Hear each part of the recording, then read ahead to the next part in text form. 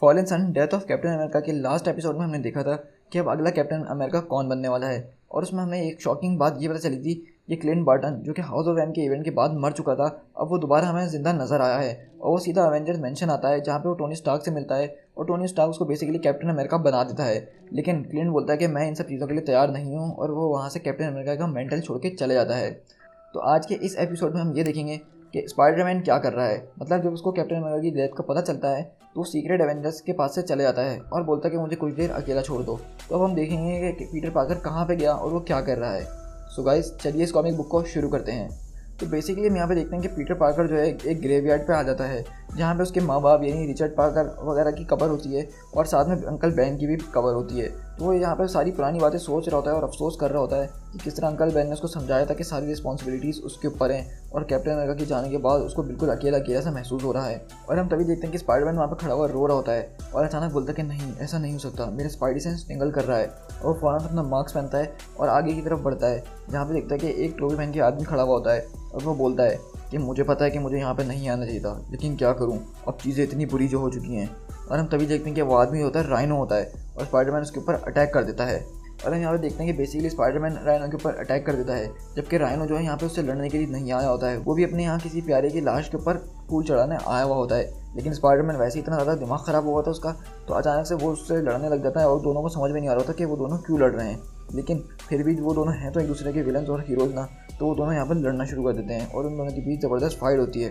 اور ہم وہاں پہ دیکھتے ہیں کہ جب اسپائڈر مین اس کو دھکا دیتا ہے پیچھے، تو وہ ایک گریو یارڈ کے اوپر جا کے گر جاتا ہے، اور وہ ٹوٹ جاتی ہے جو کہ اس کی مدر کی ہوتی ہے، اور وہاں پہ رائنو رو رہا ہوتا ہے اور بولتا ہے کہ تم نے دیکھا تم نے کیا کر دیا، اور اس کے لیے میں تمہیں نہیں چھوڑوں گا۔ اور ہم دیکھتے ہیں کہ رائنو جو ہے فل اپنی چارجنگ اسپیڈ سے آ کے اسپائڈر مین کے اندر گھس جاتا ہے، اور بولتا ہے کہ تمہیں پتہ نہیں ہے کہ میں اپنی ماں سے ملنے آیا تھا، میں اپنی ماں سے یہاں پہ ملنے آیا تھا، میں صرف اس کو ملنا چاہتا تھا، میں چاہتا تھا کہ لوگ مجھے اکیلا چھوڑ دیں، لیکن تم میرا پیچھا کبھی نہیں چھوڑو گے نا۔ اور اس طرح ہم دیکھتے ہیں کہ رائنو جو اسپائڈر مین کو اٹھا کے پھینک رہا ہوتا ہے پورے قبرستان کے اندر، لیکن ہم پیچھے سے دیکھتے ہیں کہ وہاں پہ وولورین پہنچ چکا ہوتا ہے، کیونکہ آپ کو یاد ہوگا کہ لاسٹ کامکس میں وولورین جو ہے بولتا ہے کہ مجھے اسپائڈر مین کے پیچھے جانا چاہیے، کیا پتہ وہ ایک پیس میں گھر پہنچے بھی یا نہیں۔ اور اس طرح ہم دیکھتے ہیں کہ جب وہ رائنو سے لڑ رہا ہوتا ہے اسپائڈر مین، تو اس کو ایک فلیش بیک ایسا نظر آ رہا ہوتا ہے کہ جیسے وہ ہلک سے لڑ رہا ہے، اور وہ اپنی ساری پرانی یادیں یاد کر رہا ہوتا ہے، اور اسی طرح سے لڑنے کی کوشش کر رہا ہوتا ہے کہ جس طرح کیپٹن امریکہ ہلک سے لڑا کرتے تھے۔ مطلب وہ کیپٹن امریکہ کو جو ہے اپنا ایز اے شیڈو دیکھ رہا ہے، وہ بالکل کیپٹن امریکہ بننا چاہتا ہے، یعنی اسپائڈر مین جو ہے بالکل کیپٹن امریکہ بننا چاہتا ہے۔ اور جب کیپٹن امریکہ چلے گئے تو ان کی لاس میں وہ بہت زیادہ پاگل سا ہو گیا ہے۔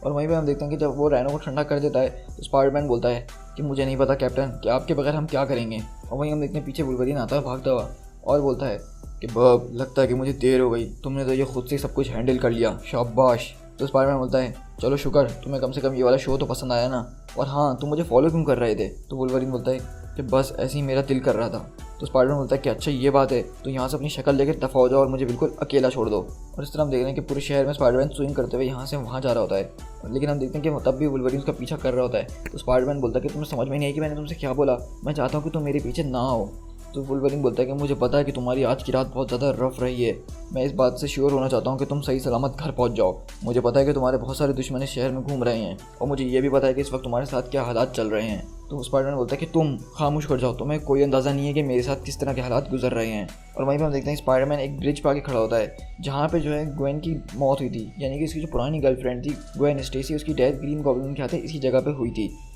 تو وولورین بولتا ہے کہ ہاں یہ وہی جگہ ہے نا جہاں پہ تمہاری گرل فرینڈ ماری گئی تھی، ہے نا۔ تو اسپائڈر مین ہم دیکھتے ہیں کہ وہاں پہ بیٹھ جاتا ہے اور رو رہا ہوتا ہے کہ اگر کیپٹن امریکہ مر سکتے ہیں تو میں یہ سب کیوں کر رہا ہوں، اگر کیپٹن امریکہ جا سکتے ہیں تو میری تو کوئی اہمیت ہی نہیں ہے اس دنیا کے اندر۔ اور وہیں پہ ہم دیکھتے ہیں کہ وولورین آتا ہے اور بولتا ہے کہ بب میری بات ذرا غور سے سننا، جب کیپٹن امریکہ یہ نیو ایونجرز کی ٹیم بنا رہے تھے تو وہ میرے پاس آئے تھے اور انہوں نے مجھے لے لیا، اور اس وقت وہ باتیں کر رہے تھے کہ وہ اسپائڈر مین کو لیں یا نہ لیں۔ بہت سارے لوگوں کو لگ رہا تھا اور مجھے بھی کہ تم جو ہو ہماری اس ٹیم کے لیے قابل نہیں ہو، مطلب کیپٹن نے بولا کہ ہمیں اسپائڈر مین کو لینا چاہیے کیونکہ اس نے بہت بار اس سٹی کو بچایا ہے اور لوگوں کی مدد کری ہے اور کبھی کوئی کریڈٹ وغیرہ بھی نہیں لیا، لیکن میں نے کہا کہ نہیں کیپٹن، وہ کوئی ایونجرس ٹائپ کا مٹیریل نہیں ہے، اس کو ہمیں نہیں لینا چاہیے۔ لیکن اس وقت جو ہے کیپٹن امریکہ نے ہم سب سے بحث کری اور تمہیں اس ٹیم کے اندر لیا۔ تو میرا مطلب یہ ہے بچے کہ اگر کیپٹن امریکہ نے تمہیں اپنی ٹیم میں لیا ہے اور اس جاب کے لیے کھڑا کیا ہے تو کیا تم ان سے آرگیو کرو گے؟ تو وہیں پہ ہم دیکھتے ہیں اسپائڈر مین بولتا ہے کہ واو کیا بات ہے لوگن، کہانیاں بنانا تو کوئی تم سے سیکھے۔ اگر تمہیں ذرا سا بھی اندازہ ہے، کیا تمہیں ذرا سا بھی یاد ہے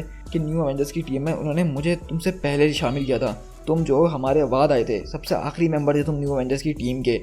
تو یہ بات تمہارے ذہن سے کیسے نکل گئی کہ یہ تمہیں یاد نہیں رہے گا اور میں تمہاری ساری باتیں مان لوں گا۔ तो वुल्वरीन बोलता है कि बब, तुम्हें वाकई में लगता है कि मुझे अंदाज़ा नहीं है कि तुम्हारे साथ क्या चल रहा है? मुझे पता है कि ये कैसा फील होता है। तुम्हें इस वक्त ऐसा लग रहा है कि तुम्हारे सीने में किसी ने तोप का गोला मार दिया है और वो गोला जो है आहिस्ता आहिस्ता तुम्हारे सीने के अंदर एक छेद बनाते जा रहा है और वो छेद आहिस्ता आहिस्ता बड़े होते जा रहा है और तुम्हारी तकलीफ बढ़ती जा रही है। मैं समझ सकता हूँ कि ये किस तरह महसूस होता है, मेरे साथ ये बहुत बार हो चुका है। लेकिन वक्त एक ऐसी चीज़ है जो कि हर बड़े से बड़े घाव को भर देती है। तुम्हें पता है इसको डिप्रेशन क्यों कहते हैं? क्योंकि ये एक डेथ की तरह होती है जो कि अंदर ही अंदर हमें मार रही होती है। ये कुछ ऐसा होता है जैसे हमने अपनी जॉब खो दी हो या हम लोग डिवोर्स हो गए हों। ये इन सब के बाद होता है, लेकिन हमें इसके ऊपर काबू पाना पड़ेगा, वरना ये डिप्रेशन जो है हमें उस डेथ के नीचे प्रेस करके रख देगा और उसके आगे फिर हमारी कोई ज़िंदगी नहीं बचेगी। तुम अब बड़े हो चुके हो, अब तुम्हें इन सारी बातों को समझना चाहिए। ज़िंदगी और मौत जो है एक लाइफ का हिस्सा है। आज कोई मरा है तो कल कोई मरेगा, इसमें रोने वाली कोई बात नहीं है, समझे तुम? तो स्पाइडरमैन बोलता है कि हाँ, कभी ना कभी तो मैं समझूंगा। तो लोगन बोलता है कि हाँ, तुम्हारे लिए बेहतर यही है कि तुम जल्द से जल्द इस बात को समझ जाओ कि ज़िंदगी इस तरह नहीं चलती, लोगों को आगे बढ़ना होता है। तो वहीं पर जितने स्पाइडरमैन बोलता है कि हाँ लोगन, मैं इस बात को एक ना एक दिन ज़रूर समझ जाऊँगा, लेकिन जब तक के लिए मुझे अकेला छोड़ दो। और हम देखते हैं कि स्पाइडरमैन वहाँ से चले जाता है। दी एंड।